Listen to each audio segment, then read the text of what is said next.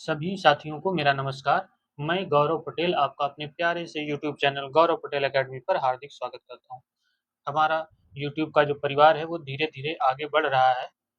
उसी प्रगति में हम आगे यूपी टेट के तहत पर्यावरण के जो 10 क्वेश्चंस की सीरीज चल रही थी, उसी में एक 10 क्वेश्चंस का जो सिलेबस है हम आपको और दे रहे हैं। इससे होगा क्या कि क्वेश्चन तो 10 ही हैं, लेकिन इस क्वेश्चंस के तहत आई हुई चीज़ें आपको एग्ज़ाम में एक बेहतर स्थिति में कर देंगी। जिससे होगा क्या कि आप जब क्वेश्चन कर रहे होंगे तो आपको लगेगा कि हाँ, हमने इन चीज़ों को कर लिया है। तो क्वेश्चन चलिए शुरू करते हैं। पहला है कि कार्बन डेटिंग संदर्भित करता है। क्या करता है? ऑप्शन 1 इनमें से सभी को श्वेत पट्ट पर लिखने के लिए कार्बन का प्रयोग। नंबर 2, नंबर 3 है प्राचीन स्थलों में मौजूद हड्डियाँ या सामग्रियों के आयु का मापन से, या चौथा है चट्टानों की शक्ति मापन। तो हमें पता है कि कार्बन डेटिंग जो चीज़ है, वो प्राचीन स्थलों में मौजूद हड्डियों या सामग्रियों के आयु का मापन करता है। कौन? कार्बन डेटिंग प्रक्रिया के द्वारा। उसमें हम कार्बन 14 लेते हैं। क्या लेते हैं? C14 जिसे कहते हैं। यह वायुमंडल में कार्बन का एक रेडियोधर्मी समस्थानिक होता है, जिसे क्या कहते हैं? कार्बन 14 या C14 बोलते हैं। होता क्या है ये? कैसे रहता है जीवों में? तो जो हमारे जीवित जीव-जंतु और पेड़-पौधे होते हैं, ये अपने जीवन काल में कार्बन C14 लेते रहते हैं। फिर जीव-जंतु और पेड़-पौधों का एक निश्चित जीवन काल होता है, उसके बाद में उनकी मृत्यु हो जाती है। जब वो मरते हैं, तो उसके बाद में जो यही C14 ले रहे थे, वो उनके शरीर में पहले तो स्टोर होता है, लेकिन जब वो मरते हैं, तो उसके बाद में जो कार्बन C14 है, ये धीरे-धीरे उनके शरीर से क्या होता है? क्षय होता है। और ये कहा जाता है कि जो कार्बन 14 है, का जीवन काल का जीवन काल लगभग में 5730 वर्ष का है। जीवन काल का मतलब यहाँ पे पूरा जीवन नहीं, आधा। तो C14 का आधा जीवन काल जो कितना है? 5730 वर्ष। इसका मतलब क्या हुआ कि जो कार्बन C14 है, वो 5730 साल के बाद इसकी मात्रा क्या रह जाती है? जीवों में या जंतुओं में या पौधों में आधी रह जाती है। ठीक है? इसका मतलब कि अगर कोई भी चीज़ पुरानी है, तो उसको उसकी आयु की स्थिति के बारे में कितनी पुरानी है, ये कार्बन डेटिंग प्रक्रिया C14 के द्वारा ही की जाती है। तो इस चीज़ को आपको ध्यान रखना है। क्वेश्चन 1 को हमने अच्छे से समझ लिया। क्वेश्चन नंबर हमारा 2 कह रहा है, क्या कह रहा है भाई? वायुमंडल का प्रमुख स्तर जो पृथ्वी के सबसे समीप है या पास में है। मध्यमंडल ऑप्शन 1, 2 क्षोभ मंडल, सी है समताप मंडल, या चौथा है आयन मंडल। तो वायुमंडल की जो परतें हैं, वो मुख्यतः 5 परतों में वायुमंडल को बाँटा गया है। तो सबसे पहली जो धरातल के पास होती है, उसे क्या कहते हैं? उसे कहते हैं क्षोभ मंडल। क्या कहते हैं? क्षोभ मंडल। उसके ऊपर समताप मंडल, फिर उसके मध्य में मध्यमंडल, फिर आयन मंडल, और आयन सबसे आखिरी क्या है? बहिर्मंडल। क्षोभ मंडल की जो परत होती है, ये कभी-कभी आपको अंग्रेजी में भी शब्द देखने को मिलेंगे। क्या? स्ट्रेटोस्फेयर, नहीं, नहीं, नहीं, स्ट्रेटोस्फेयर जो कहते हैं, सॉरी यहाँ पे हमने एक शब्द गलत बोल दिया है। वैसे तो शब्द सही बोला है, लेकिन ये किसके लिए है वो चीज़ अब फिर से सही कर लेते हैं हम लोग। तो जो क्षोभ मंडल है, इसके लिए आता है ट्रोपोस्फेयर। क्या आता है? ट्रोपोस्फेयर। समताप मंडल के लिए स्ट्रेटोस्फेयर आता है। मध्य मंडल के लिए मीसोस्फेयर। आयन मंडल के लिए आयोनोस्फेयर, और बहिर्मंडल के लिए एक्सोस्फेयर। तो बताने का यहाँ पे अंग्रेजी जो शब्द है इसलिए क्योंकि कभी-कभी आपको क्वेश्चन में ऐसे दे देगा ट्रोपोस्फेयर, स्ट्रेटोस्फेयर या मीसोस्फेयर, तो आप वहाँ पे क्या हो जाएँगे? कन्फ्यूज़ हो जाएँगे। तो उस कन्फ्यूजन को दूर करने के लिए जो क्षोभ मंडल की परत होती है, उसको हम ट्रोपोस्फेयर, फिर दूसरी जो परत होती है जिसे समताप मंडल कहते हैं उसे स्ट्रेटोस्फेयर, मध्य मंडल को मीसोस्फेयर, और आयन मंडल को आयनोस्फेयर, आखिरी जो परत होती है उसे एक्सोस्फेयर कहते हैं। तो पहले तो हम इस क्वेश्चन को कर लेते हैं कि वायुमंडल का जो प्रमुख स्तर है उसमें पृथ्वी के जो सबसे समीप है उसमें कौन सा है, क्षोभ मंडल कहते हैं। तो अंग्रेजी में उसे क्या कहेंगे, ट्रोपोस्फेयर। जो वायुमंडल का पहला परत होती है, इसमें इस वायुमंडल के तहत में जो मौसम संबंधी सभी घटनाएं, अब मौसम संबंधी सभी घटनाएं कैसी होंगी, जैसे क्या होगा, ओला, पानी, वर्षा, तूफान, आंधी, गरज, चमक जैसी चीजें कहाँ पे होंगी, ट्रोपोस्फेयर में, जिसे क्षोभ मंडल कहते हैं। तो जनरली यही कह दिया जाता है कि मौसम संबंधी सभी घटनाएं क्षोभ मंडल में होती। समताप मंडल में ओजोन लेयर पाई जाती है, जो हमें सूर्य से आने वाली परावैंगनी विकिरणों से पृथ्वी के जीव जंतुओं की क्या करती है, रक्षा करती है। तो ओजोन लेयर कहाँ पे है, समताप मंडल में।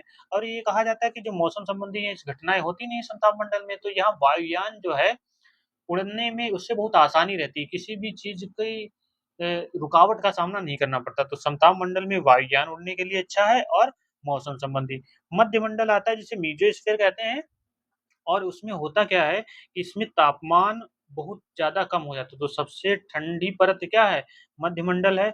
और इसमें अंतरिक्ष से जो उल्कापिंड आते हैं, वो इसी परत में आकर के जल के राख हो जाते हैं, किसमें, मध्यमंडल में। इसके बाद में है आयन आयन मंडल, जिसे आयोनोस्फीयर कहते हैं। और आयोनोस्फीयर में होता क्या है कि यहाँ पर विद्युत आवेशित कण होते हैं, और सूर्य से जो रेडियो तरंगे जाती हैं, और इसी आयन मंडल से फिर से परावर्तित लौट करके फिर से ये पृथ्वी पर आती हैं। इसका मतलब क्या है कि जो नेटवर्किंग सिस्टम है बेहतर करने के लिए अगर कोई परत है तो वो आयन मंडल है। नहीं तो अगर नेटवर्क विद्युत आवेशित कण ना होते, रेडियो तरंगे यहाँ से वापस ना आती, तो फिर हमें कोई आवाज और जो भी चीजें आज हम हाईटेक जैसी चीजें लग रही, वो उससे हम बहुत परे होते। परे का मतलब यहाँ से है कि ये हमारी पहुंच में नहीं होती। एक्सोस्फीयर क्या है, वायुमंडल की सबसे बाहरी परत है, क्योंकि ये सबसे हल्की परत होगी, इसीलिए क्या है, ये सबसे बाहर है, जिसे हम एक्सोस्फीयर कहते हैं। तो क्वेश्चन आपका आया था कि पृथ्वी के सबसे पास में कौन है, तो हमने लगा लिया क्षोभ मंडल। उसके बाद सारी देख ली, क्षोभ मंडल, समताप मंडल, मध्य मंडल, आयन मंडल और बहिर्मंडल, सबके बारे में दो दो चार चार बिंदु भी याद कर लिए। तो आशा और उम्मीद करते हैं क्वेश्चन आपको अच्छे से समझ में आ गया होगा। अब चलते हैं भैया क्वेश्चन नंबर 4 पे। 4 नहीं, क्वेश्चन नंबर है 3। तो क्वेश्चन नंबर 3 है, जंगली गधों का अभयारण्य कहाँ है। तो जंगली गधों का अभयारण्य मध्य प्रदेश में है कि उड़ीसा में है कि केरल में है कि गुजरात में, चारों ऑप्शन आपके सामने हैं। तो अब हम चलते हैं सही उत्तर की तरफ। कहाँ पे है जंगली गधों के लिए, गुजरात में। गधे तो बहुत हैं, लेकिन जंगली गधे खाली गुजरात के कच्छ के रण में पाए जाते हैं।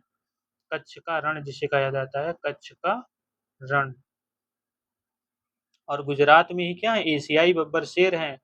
यही क्या है, गिर की पहाड़ियां हैं। तो और भी क्या है गुजरात में, गिर की पहाड़ियां हैं, एशियाई बब्बर शेर हैं, और जंगली गधों के लिए कच्छ का रण क्षेत्र आरक्षित है। और ये कहाँ पर है, गुजरात में है। अब चलते हैं भाई मध्य प्रदेश में। मध्य प्रदेश में जैसे कान्हा है,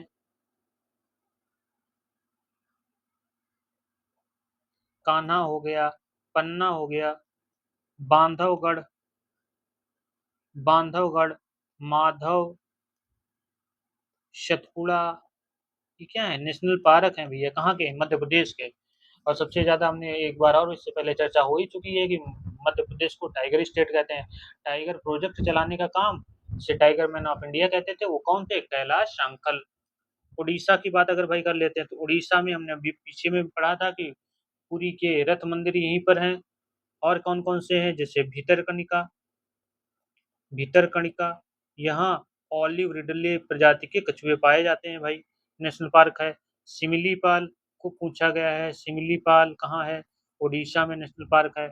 चिल्का झील के बारे में, एक लैगून झील है चिल्का झील, ये कहाँ पे है, ये भी कहाँ पे है, उड़ीसा में है। अब आ जाओ केरल। तो केरल राज्य दक्षिण प्रायद्वीपीय भारत में है। और यहाँ का जो नेशनल पार्क है, पेरियार नदी भी इसी नाम से है, और यहाँ का नेशनल पार्क भी है। एराविकुलम, एराविकुलम, एराविकुलम कहाँ है, केरल में। साइलेंट वैली, साइलेंट वैली कहाँ पर है भाई, साइलेंट वैली भी कहाँ है, केरल में है। पराम्बीकुलम कहाँ पूछा जाए, पराम्बीकुलम कहाँ है, केरल में है। और केरल के तट को कौन सा तट कहते हैं? मालाबार तट कहते हैं। क्या कहते हैं? क्वेश्चन पूछा जाता है कि केरल के तट को क्या कहा जाता है? मालाबार तट। तो क्वेश्चन था कि जंगली गधों का अभ्यारण्य कहाँ है, तो हमने देख लिया गुजरात में। फिर उसके साथ में मध्य प्रदेश, उड़ीसा और केरल राज्य से जो भी संबंधित चीजें थी उनको भी देख लिया। अब चलते हैं क्वेश्चन नंबर 4 पे। क्वेश्चन नंबर 4 कहता है कि ग्रेट डिवाइडिंग रेंज कहाँ है? ऑप्शन 1 उत्तरी अमेरिका में, एशिया में, ऑस्ट्रेलिया में या अंटार्कटिका में। तो ग्रेट डिवाइडिंग रेंज उत्तर टिक करते हैं, ये कहाँ है? ऑस्ट्रेलिया में। सबसे छोटा महाद्वीप क्या है? ऑस्ट्रेलिया है। इसे क्या कहते हैं? इसे कहते हैं मरुभूमि का महाद्वीप। क्यों? ऑस्ट्रेलिया को ये भी ध्यान रखना है, ये एक महाद्वीप भी है और क्या है? देश भी है जिसके नाम पर ऑस्ट्रेलिया है। तो ऑस्ट्रेलिया एक देश भी है और एक महाद्वीप भी है। इसे मरुभूमि का देश इसलिए कहते हैं क्योंकि यहाँ एक तिहाई भाग पर क्या है? डिजर्ट है, जिसे मरुस्थल कहते हैं। इसके बाद में जो ऑस्ट्रेलिया का पूर्वी भाग है, वहीं पर इसके सहारे ही एक रेंज है। रेंज का मतलब है पहाड़ी। तो उसे ही कहते हैं क्या?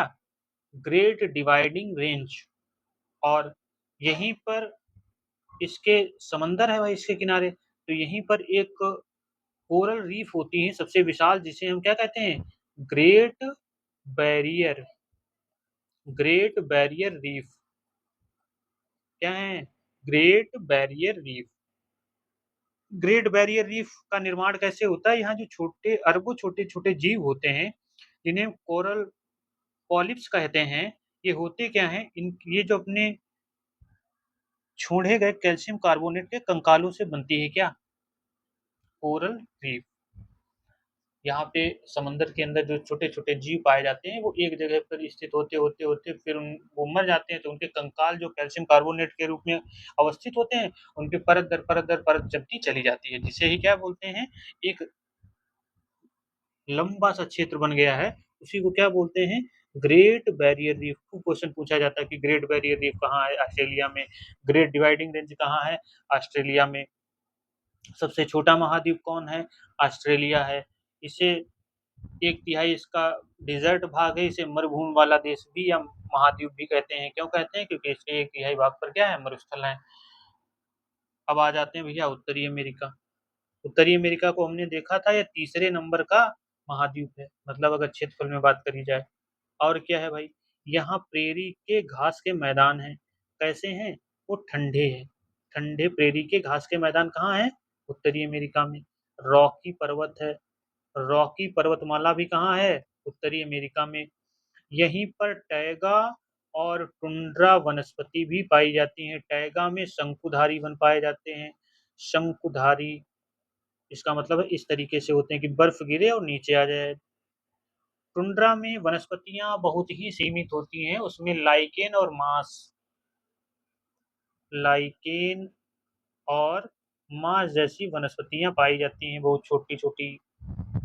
तो उत्तरी अमेरिका के बारे में इन चीजों को हमने क्या किया? देख लिया। ऑस्ट्रेलिया को देख लिया, उत्तरी अमेरिका को देख लिया। अब आ जाओ भाई, थोड़ी कुछ चीजें और हैं इसमें। एक है क्या? एशिया। एशिया को भी देख लेते हैं भाई। एशिया में क्या है? एशिया जो है दुनिया का सबसे अधिक आबादी वाला महाद्वीप है। उसके बाद में इस एशिया में सबसे ज्यादा, जितने भी 7 महाद्वीप हैं उनमें सबसे ज्यादा बायोडाइवर्सिटी है, जिसे हम जैव विविधता कहते हैं। जैव विविधता सबसे ज्यादा एशिया महाद्वीप में ही है। सबसे ज्यादा जनसंख्या भी में प्रथम, क्षेत्रफल में भी प्रथम, जैव विविधता में भी क्या है? प्रथम है। कौन? एशिया महाद्वीप। अब आ जाओ भैया अंटार्कटिका। अंटार्कटिका को क्या कहते हैं? सबसे बड़ा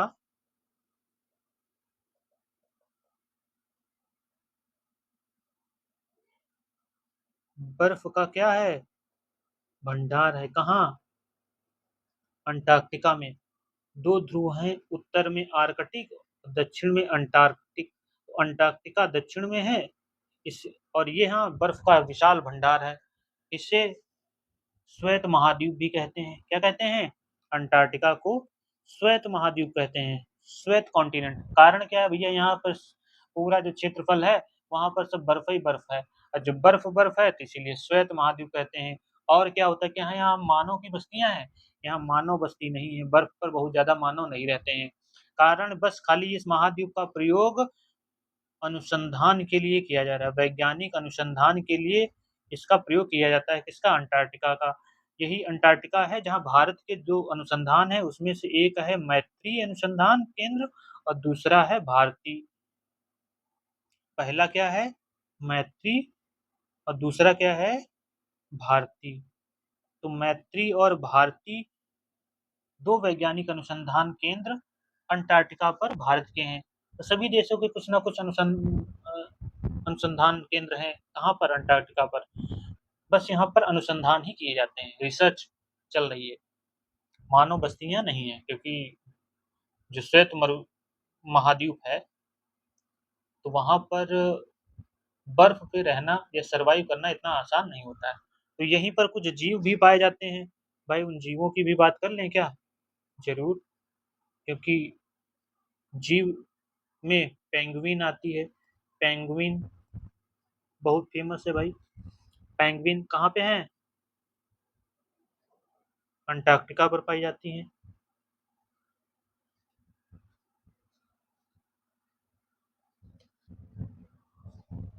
पोलर बियर भी पाए जाते हैं भाई यहाँ पर। ठीक है, पेंगुइन है, सील है, पोलर बियर बोले जाते हैं जो ध्रुवी भालू। ठीक है, पोलर बियर जिन्हें ध्रुवी भालू कहते हैं, पेंगुइन, सील जैसे जीव यहाँ पर क्या पाए जाते हैं भाई? ठीक है, कहाँ पर?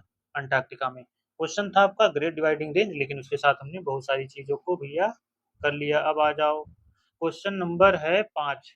जन गण मन के हिंदी संस्करण का संविधान सभा के राष्ट्रीय गान के रूप में कब अपनाया गया? क्वेश्चन यहाँ पर थोड़ा सा अधूरा है, लेकिन हम बोल दे रहे हैं पूरा। जन गण मन के हिंदी संस्करण को संविधान सभा ने भारत के राष्ट्रीय गान के रूप में कब अपनाया? कब अपनाया? तो राष्ट्रीय गान को संविधान सभा ने 24 जनवरी 1950 को अपना लिया था। 26 जनवरी 1950 को भारत का संविधान लागू हुआ था और 26 नवंबर 1949 को भारत का संविधान बनकर तैयार हो गया था, जबकि 15 अगस्त 1947 को भारत देश आजाद हुआ था। इस राष्ट्रगान को किसने लिखा है? राष्ट्रगान को लिखा है रविंद्रनाथ टैगोर ने। रविंद्रनाथ टैगोर ने। इन्हें किस नाम से जाना जाता था? इन्हें गुरुदेव की उपाधि नहीं मिलती। गुरुदेव रविन्द्रनाथ टैगोर। इन्हें 1913 में साहित्य के लिए, जिसे लिटरेचर कहते हैं, उसे नोबेल पुरस्कार मिला। 1913 में साहित्य का नोबेल पुरस्कार, साहित्य का नोबेल पुरस्कार मिला 1913 में। किसके लिए? इनका प्रसिद्ध प्रसिद्ध काव्य संग्रह था, प्रसिद्ध काव्य संग्रह, प्रसिद्ध काव्य संग्रह गीतांजलि या गीतांजलि। गीतांजलि जो प्रसिद्ध काव्य संग्रह था किसका? रविन्द्रनाथ टैगोर का। उसके लिए उन्हें 1913 में साहित्य का नोबेल मिला। अब आ जाओ भाई क्वेश्चन नंबर 6। क्वेश्चन नंबर 6 कह रहा है कि भारत में अंतरराज्यीय परिषद का अध्यक्ष कौन होता है? ऑप्शन है राष्ट्रपति, प्रधानमंत्री, उप राष्ट्रपति या केंद्रीय गृह मंत्री। ऑप्शन डी नीचे है, केंद्रीय गृह मंत्री। तो हमें ये ध्यान रखना है कि अंतरराज्यीय परिषद का जो अध्यक्ष होता है वो कौन होता है? प्रधानमंत्री। अंतरराज्यीय परिषद हो, इसका किस अनुच्छेद में उल्लेख है? इसका अनुच्छेद 263 में है। इसका अध्यक्ष तो हमने बता ही दिया कब प्रधानमंत्री होता है। इसका मुख्य उद्देश्य क्या होता है? यह केंद्र और राज्यों के बीच क्या करता है? केंद्र और राज्यों के मध्य बेहतर समन्वय स्थापित करता है, जिससे आपसी जो विवाद हैं केंद्र और राज्य में वो ना हो। तो अध्यक्ष तो हमने देख लिया, क्या वो कौन होगा? प्रधानमंत्री होगा। लेकिन इसके कुछ सदस्य भी तो होंगे, तो सदस्य में कौन होगा?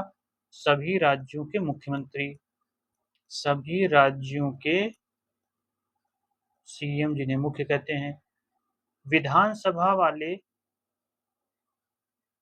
यूटीज का मतलब केंद्र शासित प्रदेश के मुख्यमंत्री।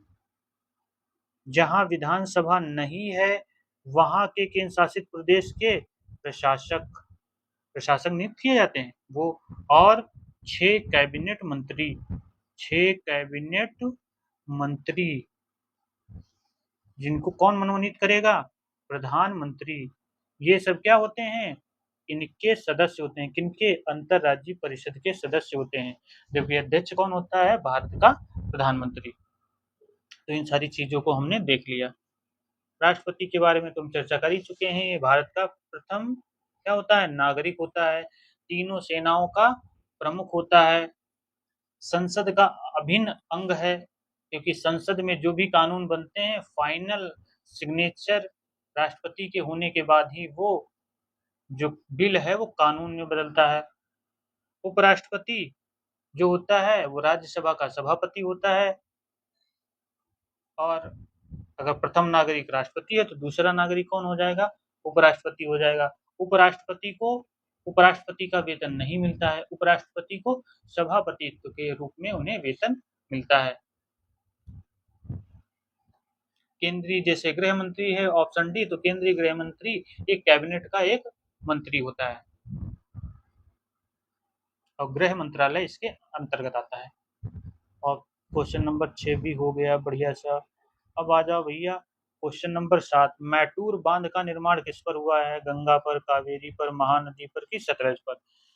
तो मैटूर बांध कावेरी नदी पर है। इस चीज को आपको क्या करना है? ध्यान रखना है। मैटूर बांध कावेरी नदी। कावेरी नदी कहाँ से बहती है भाई? ये कर्नाटक और तमिलनाडु के बीच में जल विवाद का भी कारण है कौन? कावेरी नदी। तो मैटूर बांध कहाँ है? कावेरी नदी पर। फिर गंगा नदी पर भी कोई बांध है? हाँ है। कौन? टिहरी। टिहरी बांध गंगा पे नहीं है, ये ध्यान रखना। टिहरी बांध जो है ये भागीरथी नदी पर है। किस पर है? भागीरथी नदी पर।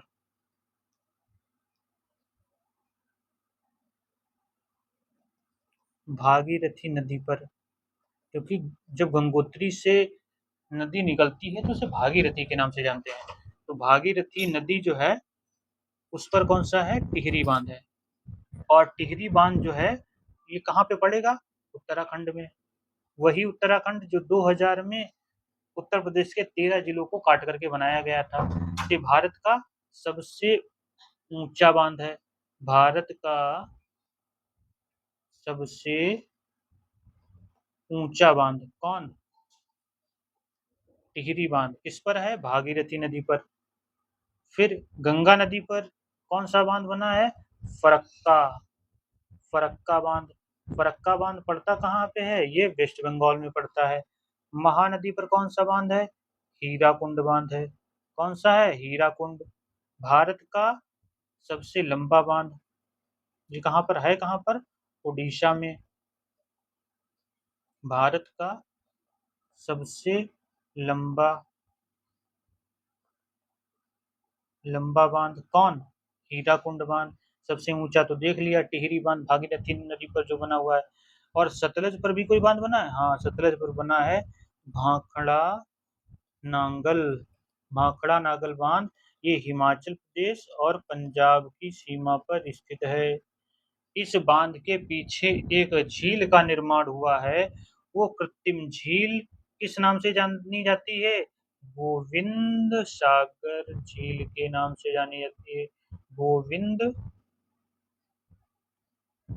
गोविंद सागर गोविंद सागर झील के नाम से जानी जाती है। कौन? सतलज नदी है जो सतलज नदी है उस पर बना बांध भाखड़ा नागल बांध है जो पंजाब और हिमाचल प्रदेश की सीमा पर है। जो भाखड़ा नागल बांध है उसके पीछे एक बहुत ही बड़ा पानी का क्षेत्र बन जाता है जो एक झील का रूप ले लेता है। उसी का झील का नाम ये कृत्रिम झील बनी है। क्या बनी है? कृत्रिम झील, सबसे बड़ी कृत्रिम झील। तो ये भारत की गोविंद सागर झील के नाम से इसे जानते हैं। तो क्वेश्चन नंबर 7 खत्म। आगे बढ़ो। क्वेश्चन नंबर 8 आ जाओ भाई। क्वेश्चन नंबर 8 है कि कार्बी इंगलोंग पठार किसका विस्तार है? तिब्बत का, शान पठार का, प्रायद्वीपीय पठार का या हिमालय का? तो कार्बी एंगलोंग पठार जो असम में पड़ता है ये प्रायद्वीपीय पठार का भाग है। समझ गए? कार्बी एंगलोंग पठार जो असम में पड़ता है वो प्रायद्वीपीय पठार का क्या है? विस्तार है। अच्छा, पठार, मैदान और पर्वत में क्या अंतर है? तो मैदान जो होते हैं वो समतल होते हैं। क्या होते हैं? समतल होते हैं, जबकि पठार की ऊंचाई मैदानों से थोड़ी ज्यादा होती है और इनका ऊपरी भाग तो समतल होता है। ढाल जो है वो तीव्र नहीं होती है। पर्वत में क्या होता है?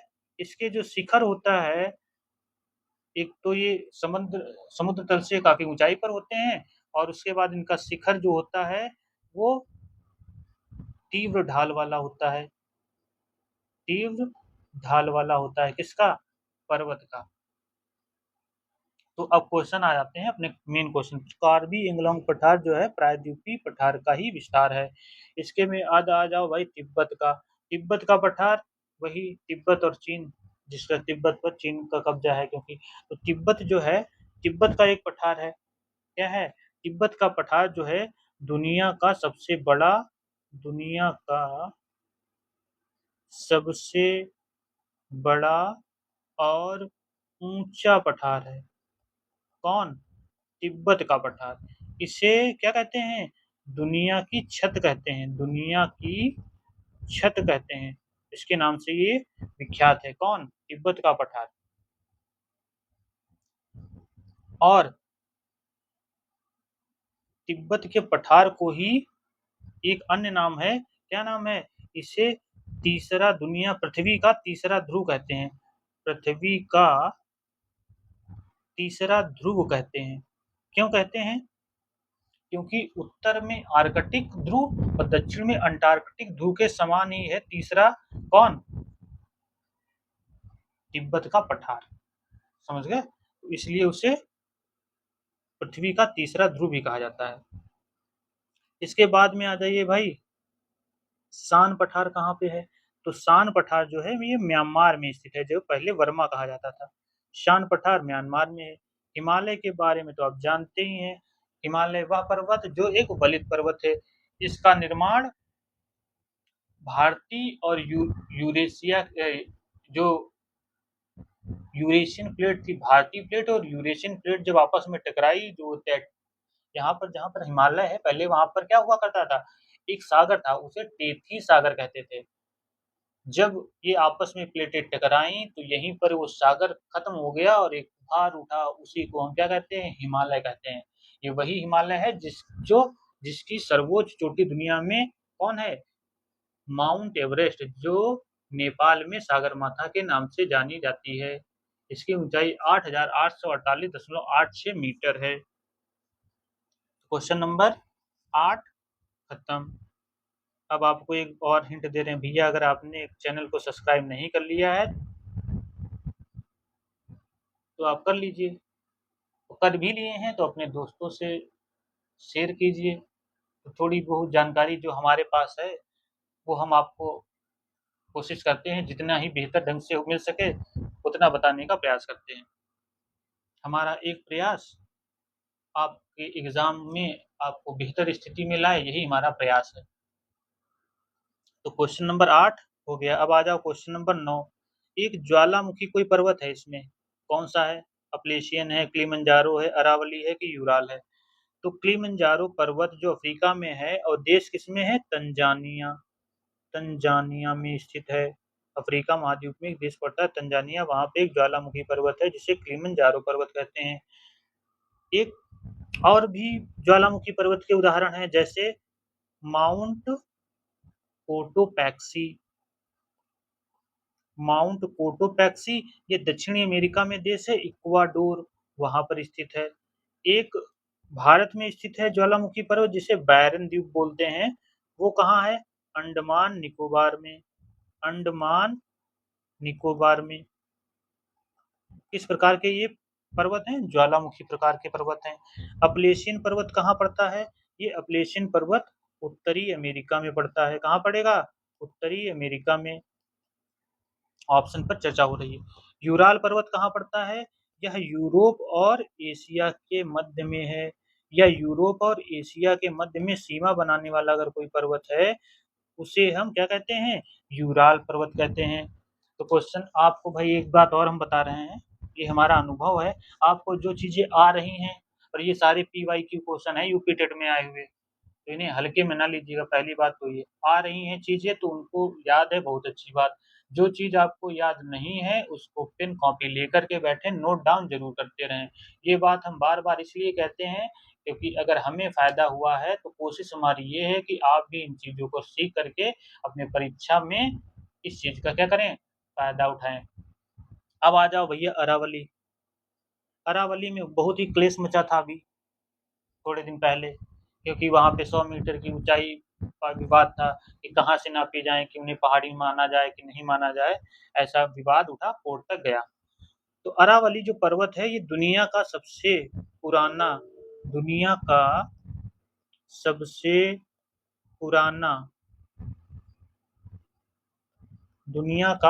पुराना क्या है? अवशिष्ट पर्वत है। दुनिया का सबसे पुराना क्या है? अवशिष्ट पर्वत। कौन? अरावली। दुनिया का सबसे पुराना अवशिष्ट पर्वत कौन है? अरावली है। अवशिष्ट पर्वत क्या होते हैं? वो पर्वत, जैसे ये कहा जाता है कि हिमालय पर्वत अपनी युवा अवस्था में मतलब बढ़ रहा है, उसी प्रकार से अरावली के बारे में ये कहा जाता है कि ये दुनिया का सबसे पुराना अवशिष्ट पर्वत है और ये अपनी मैक्सिमम जो एज था उसको पूरा करने के बाद में अपक्षय और अपर्दित हो रहा है, मतलब धीरे धीरे घट रहा है, इसीलिए इसे अवशिष्ट पर्वत कहते हैं। किसे? अरावली को।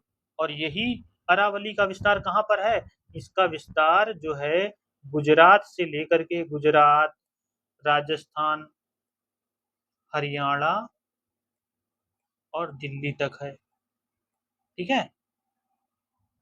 तो अरावली पर्वत का विस्तार गुजरात, राजस्थान, हरियाणा और दिल्ली तक है। ये 4 राज्यों में फैला हुआ है। ये वही अरावली पर्वत है जो हरियाणा और इन 4 राज्यों में है, जिससे कि जो पश्चिम में थार का मरुस्थल है उसकी आगे वृद्धि नहीं हो पाती, वो पूर्व की तरफ आगे नहीं बढ़ पाता है, क्योंकि यही पर्वत उस मरुस्थल को आगे बढ़ने से रोक रहा है। कौन सा? अरावली पर्वत। इस तरीके से भी ध्यान रखना। तो अरावली की सबसे ऊंची जो चोटी है उसे क्या कहते हैं? उसे कहते हैं गुरु शिखर। क्या कहते हैं? गुरु शिखर। गुरु शिखर, इसकी ऊंचाई है 1722 मीटर। इसकी अरावली पर्वत की सबसे ऊंची चोटी गुरु शिखर है, जिसकी ऊंचाई 1722 मीटर है।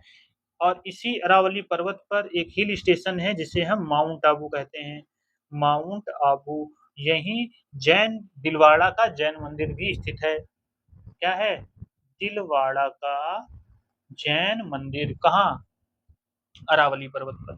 तो इस चीज को भी अच्छे से ध्यान रखिए। क्वेश्चन हो गया। अब आ जाओ भैया, आखिरी क्वेश्चन है 10 नंबर। क्वेश्चन नंबर 10 कह रहा है कि किस प्रदेश में रेंडियर पाया जाता है? रेंडियर एक प्रकार का हिरन होता है, ठीक है, बारहसिंगा टाइप का।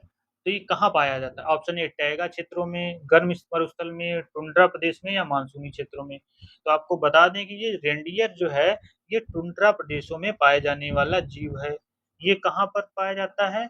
जैसे नॉर्वे है, स्वीडन है, रूस है, अमेरिका के अलास्का जैसे क्षेत्रों में ये रेंडियर पाया जाता है। इसके बाद में टैगा में जो वनस्पति होती है जिसे हम शंकुधारी वनस्पति कहते हैं, इस पर बर्फ गिरी और नीचे आ गई। लेकिन टुंड्रा में जो होती है वनस्पति ना के बराबर होती है। ना के बराबर का मतलब है कि नहीं ही होती है, वहां पर खाली लाइकेन और मास जैसी वनस्पतियां कहाँ है? पाई जाती हैं। कहाँ? टुंड्रा क्षेत्रों में। एक ऑप्शन आया है भाई, क्या? गर्म मरुस्थल। अच्छा, गर्म मरुस्थल होगा तो ठंडा भी मरुस्थल होगा, तो गर्म मरुस्थल किसे कहेंगे भाई? तो सहारा। सहारा मरुस्थल आप जानते हैं? और राजस्थान और पाकिस्तान में पड़ने वाले मरुस्थल को थार मरुस्थल कहते हैं। क्या कहते हैं? थार मरुस्थल कहते हैं। लेकिन दुनिया का सबसे बड़ा मरुस्थल सहारा मरुस्थल है। इसकी जो लंबाई है वो लगभग में 92 लाख वर्ग किलोमीटर में ये फैला हुआ है। 92 लाख वर्ग किलोमीटर क्षेत्रफल में कौन? सहारा मरुस्थल। ये पश्चिमी अफ्रीका में इसकी उपस्थिति है, जैसे अल्जीरिया, माली, चाड, नाइजर, लीबिया, मॉरिटानिया, मोरक्को, इन देशों में इसकी स्थिति है। तो हमने देख लिया गर्म मरुस्थल। अब भाई ठंडा, सबसे ठंडा मरुस्थल कहाँ होगा? या शीत मरुस्थल? अंटार्कटिका। अंटार्कटिका जो एक क्या है, महाद्वीप भी है। तो भैया अब आशा और उम्मीद हम यही आप सबसे करते हैं कि जो 10 क्वेश्चन कराए हैं, 10 से आपको, अब आप ही काउंट कर लीजिए कितने इसमें चीज़ें आपको मिल गई, क्योंकि हम बताएंगे तो हो सकता है आपको लगे कि हाँ ऐसा तो नहीं, सर ज़्यादा ही बता रहे हैं, लेकिन हमें तो उम्मीद है कि 10 क्वेश्चन के साथ में आपको 100 से भी अधिक चीज़ें क्या हैं, मिल गई हैं। तो क्वेश्चन कम है, लेकिन उसमें आने वाली जो भी चीज़ें हैं वो सारी चीज़ों का निचोड़ है। और आशा और उम्मीद हम आपसे यही करते हैं कि आप इन चीज़ों को सीख रहे हैं, और पेपर में अगर आप चीज़ें जब इनको पाएंगे तो आप अच्छा करेंगे। तो यही आशा और उम्मीद से इस 10 क्वेश्चन का जो सेट है वो समाप्त होता है। सभी का धन्यवाद।